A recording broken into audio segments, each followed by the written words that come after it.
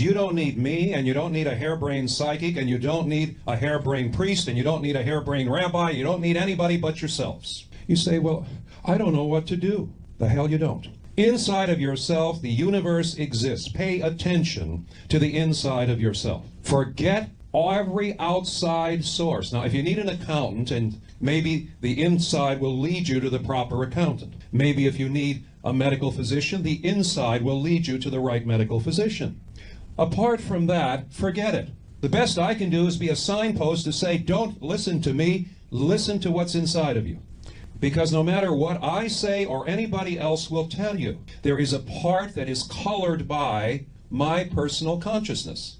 And so anybody that advises you through their personal consciousness mental filter, as well-meaning as they might be.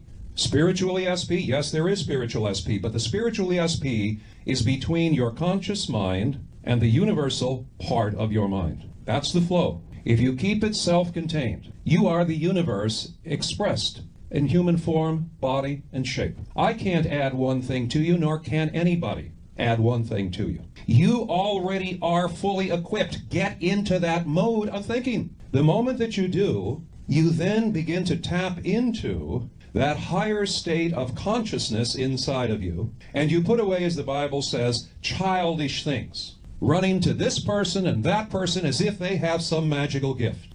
Again, you don't want to hear this. You want to sit in audiences and be in awe of some idiot that's up there telling you they know what end is up. The only end that's up is you. And the moment you take and you put spiritual ESP as a inner mechanism between yourself and the universe living within you, that is the time that you have finally grown up and become a big boy and a big girl. Until that time, forget it. Spirituality begins and ends with you. Anything that we could classify as psychic begins and ends between your conscious mind and the God within you that already knows what's going to happen. How can God already know what's going to happen? Because it's already happened. And this body that we call you and I are actors and actresses on the stage of life playing out the drama. Now, when you connect your conscious mind to this inner mind, the mind of God within yourself, then you become aware of what is going to be because it already is. Now, some of you might say, well, gee whiz, you're saying predetermination.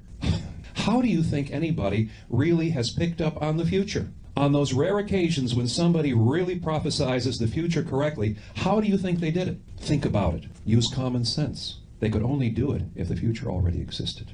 If it already existed. The intellect is your worst enemy. It is only like a toolbox for the spirit and the eternal to use. Intellect is like a pair of pliers, a hammer, screwdriver, that should be within the hands of the great power that is within you. And so my advice is turn away from everything and everyone only to yourself, only to that which is within you. That's your great advisor. That's your great healer. The only one that knows anything about what you're about is already inside of you. Everything else, everyone else, can't tell you your story better than the presence that is within you can unfold it for you. You are the temple, as the Bible says, of the living God. Your body is the temple. You, what you see in the mirror, when you look into the mirror and you're putting on your makeup or you're shaving in the morning, that is the temple of the living God. You don't need to go anywhere else. It's inside of you. And it's the interaction. Well, how do you get the interaction? You meditate. Every time you meditate, you close your eyes, you close off your senses to the exterior world. In other words, you're not running around to the next seminar. You're not running around to the next guru that just landed at the airport. Just you and the real you.